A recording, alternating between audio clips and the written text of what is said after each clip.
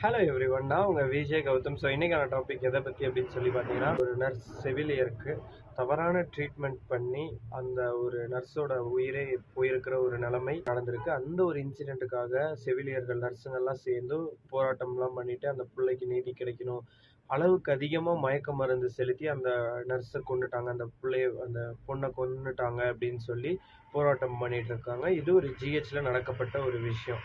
So GH government hospital, மக்கள், இது ரெண்டும் ஏன் ஒன்று சேரவே முடியல?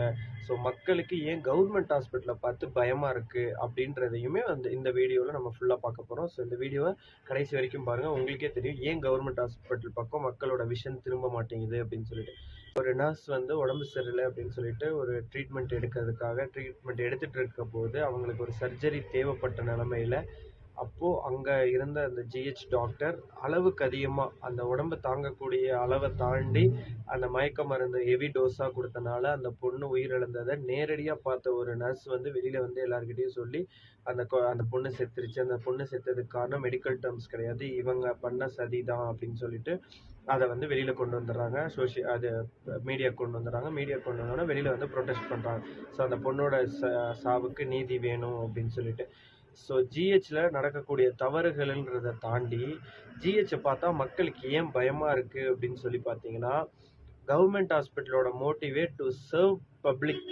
இதுதான் கவர்மெண்ட்டோட ஃபுல்லாமே. கவர்மெண்ட் அட்மினிஸ்ட்ரேஷனாக இருக்கட்டும், கவர்மெண்ட் ஆஃபீஸர்ஸாக இருக்கட்டும், கவர்மெண்ட் டாக்டர்ஸாக இருக்கட்டும், கவர்மெண்ட் டீச்சர்ஸாக இருக்கட்டும், இவங்க எல்லாத்துக்குமே ஒரு ரோல் கொடுத்துருக்காங்க. அப்படின்னா என்ன ரோல் அப்படின்னு சொல்லி பார்த்தீங்கன்னா, நீங்கள் மக்களுக்கு சேவை செய்யணும், அதுதான். பட் ஆனால் அவங்க அதை மறந்துடுறாங்க. இப்போ ஒரு கவர்மெண்ட் ஹாஸ்பிட்டலுக்கு போகணும் அப்படின்னா, கவர்மெண்ட் ஹாஸ்பிட்டலில் நம்ம நம்ம நம்ம அடிமை அவங்களுக்கு. அவங்க சொல்கிறத நம்ம கேட்கணும். அவங்க இங்கே உட்காருனா உட்காரணும், இங்கே உட்காராதுன்னா உட்காரக்கூடாது. இதுதான் கவர்மெண்ட் ஹாஸ்பிட்டல்ஸோட இப்போது நிலைமை.